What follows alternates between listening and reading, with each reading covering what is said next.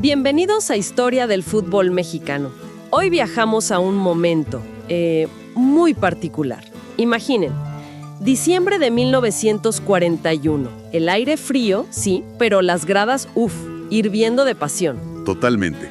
Estamos en plena recta final de un torneo de fútbol mexicano que era, una locura. Quizás el más cerrado hasta ese momento. Exacto. 3 equipos ahí, peleando con todo por la gloria. Real Club España, Atlante, Moctezuma. La pregunta en todos lados era, ¿quién se corona? Los estadios llenos, la gente vuelta loca. Y de repente, silencio. El mundo cambia radicalmente.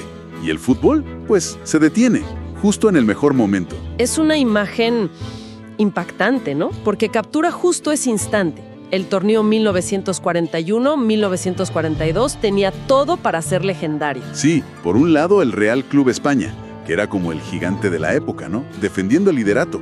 Y pegadito, el Atlante, el equipo popular, con una afición súper entregada. Un torneo muy emocionante.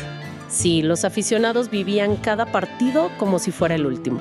Las crónicas hablan de eso, ¿no? De parques repletos, discusiones en cada café, en cada esquina. Claro, sobre las jugadas, los árbitros, quién era mejor, lo típico.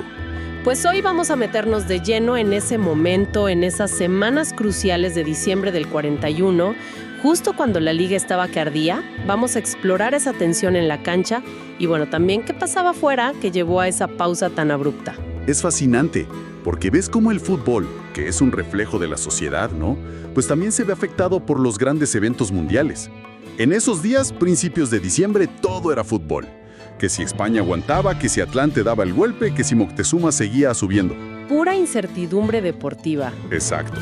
Bueno, pues entremos en materia. Situémonos. Jueves 4 de diciembre de 1941. Antes de los grandes duelos, hay un partido. Marte contra la selección Jalisco. Dicen las crónicas que empezó medio flojo de público. ¿Por qué sería? Pues mira, podría ser porque ninguno de los dos estaba peleando arriba en la tabla, ¿no? Quizás venían de temporadas no tan buenas. O sea, la expectativa principal estaba en los otros partidos. Claro, la gente esperaba los duelos por el liderato. Pero fíjate, los que fueron no se arrepintieron. El partido tuvo su drama. Marte, que siempre era un equipo de pelea, se puso 2-0 arriba. Ah, mira. ¿Con goles de quién? Del Che Gómez, José Gómez. Metió los 2. Parecía que Marte lo tenía controlado, ¿eh? Pero. Siempre hay un pero en el fútbol. Siempre. Y ahí vino la reacción de Jalisco, que representaba el orgullo de otra región importante. Sacaron la garra, como se dice. Le dieron la vuelta. Le dieron la vuelta. Una remontada espectacular. Guadalupe Velázquez, Roberto González y Pablo González marcaron para el 3-2 final. Visitantes ganando así. ¿Qué tal? ¿Y qué nos dice eso? Una remontada así en ese contexto. Pues varias cosas, ¿no? Primero, que la liga era competitiva más allá de los 3 de arriba. Cualquiera te podía dar un susto. Claro, no eran solo España, Atlante y Moctezuma. No.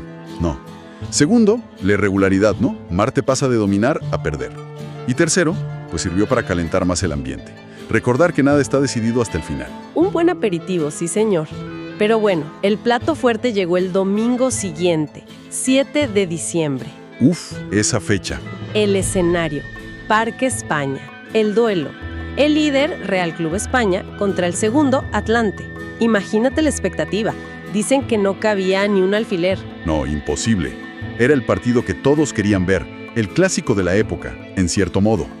Y las tribunas, eran un reflejo de las divisiones de la época. ¿A qué te refieres? Pues estaban los españolistas, ¿no?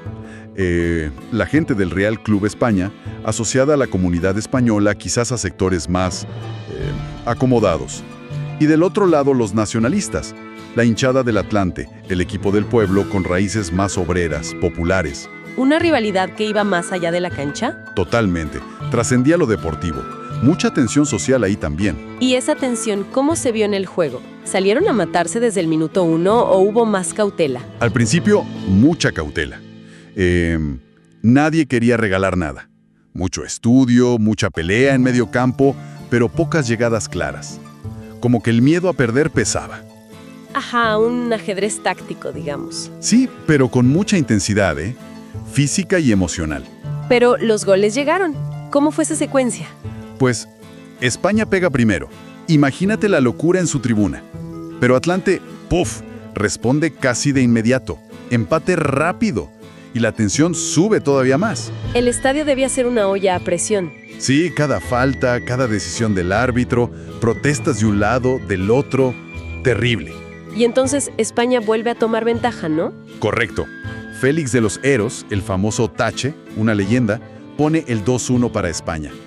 Parecía que, bueno, la experiencia y la calidad se imponían. Pero Llegó la polémica. llegó la polémica. Penal para el Atlante. Las crónicas dicen que fue una decisión rigorista, o sea, dudosa. Imagínate cómo se puso aquello. Uf, me imagino a los jugadores del España encima del árbitro, la gente gritando. ¿Quién se atrevió a cobrar ese penal?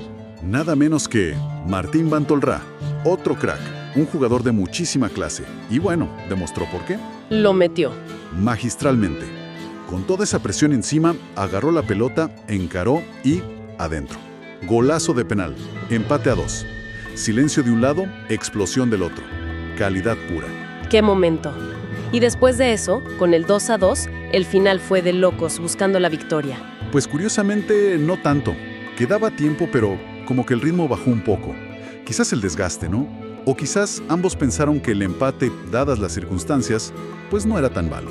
Claro, España seguía líder por un punto. Exacto. Y Atlante seguía ahí, pegadito. El 2-2 dejó todo abierto, pero quizá enfrió un poco los ánimos después de tanta caldera. La liga seguía al rojo vivo. ¿Qué pasó la jornada siguiente, antes del otro momento clave?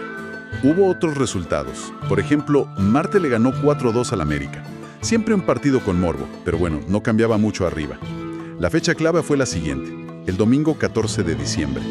Ahí sí hubo movimientos importantes, ¿verdad? Importantísimos. 2 partidos cruciales ese día. A ver, cuéntanos. Primero jugó el líder España contra el Necaxa. Y Necaxa siempre era un hueso duro de roer, ¿no? Los electricistas, mucha historia.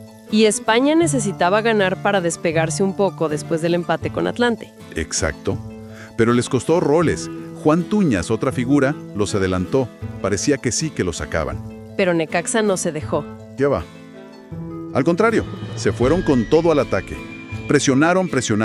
Un asedio total en la segunda parte. Y al final tuvieron premio. Empataron. Sí, el negro Cervantes marcó el empate. Y ojo, que dicen las crónicas que Necaxa casi lo gana al final. O sea, para España, un empate con sabor a derrota. Se les escapaban puntos en casa. ¿Y eso abría la puerta? Claro, abría la puerta de par en par para el perseguidor que jugaba después ese mismo día. El sorprendente Moctezuma de Orizaba. Que jugaba en casa, además. En Orizaba, contra la selección Jalisco. Y lo clave, cuando empezó su partido ya sabían que España había empatado. La oportunidad perfecta. Si ganaban, empataban en el liderato. Exacto. La motivación debía estar por las nubes. ¿Y cómo respondieron? ¿Les pesó la presión o se agrandaron? Se agrandaron. ¿De qué manera? Salieron a comerse la cancha. Dominaron de principio a fin. Fue una exhibición. Resultado. 3-0. Contundente. El tico Mesa, Honorio Mesa, que era la figura, metió 2. Becerra hizo el otro. No dejaron dudas. Aprovecharon la oportunidad y mandaron un mensaje. Vamos por el título. Entonces, después de ese domingo 14 de diciembre, cambio en la cima. Totalmente. Se reconfiguró todo. Con la victoria de Moctezuma y el empate de España, los dos quedaron igualados en puntos. Empate en el primer lugar. ¡Qué emocionante! Y Atlante, a pesar de su empate la semana anterior, seguía ahí, pegado, a un puntito nada más de los dos líderes. ¡Increíble! 3 equipos en un pañuelo. España, el histórico, Moctezuma, la revelación, Atlante, el popular. Todos con chances reales. La afición, bueno, me imagino que ya soñaban con un final de infarto. Sin duda. Era el clímax perfecto. Lucha cerrada, impredecible, historias buenísimas para cada equipo. El torneo estaba en su punto más alto deportivamente hablando. Pero como dijimos al principio, mientras todo esto pasaba en México, el mundo vivía horas muy oscuras. Y esa sombra estaba por llegar aquí. Exactamente. Quizás esa misma fecha del 7 de diciembre, la del España-Atlante, ya era como una premonición, ¿no? Es un punto interesante. Hasta ese momento, la Segunda Guerra Mundial, ¿cómo se sentía en México? ¿Era algo lejano? ¿O ya había preocupación? Era una mezcla, ¿sabes? Geográficamente, pues sí, estaba lejos. Europa, África, Asia. Pero las noticias llegaban, claro, y se discutía. Había simpatías divididas, ¿no? Sí, sí. Algunos con los aliados, otros quizás veían mejor al eje, por distintas razones. Pero para la mayoría, seguía siendo un conflicto ajeno, en el sentido de participar directamente. Pero eso empezó a cambiar en el 41. Hubo señales. Definitivamente, el gobierno de Ávila Camacho, aunque con cuidado, se iba inclinando hacia los aliados, por la política de buena vecindad con Estados Unidos, en parte.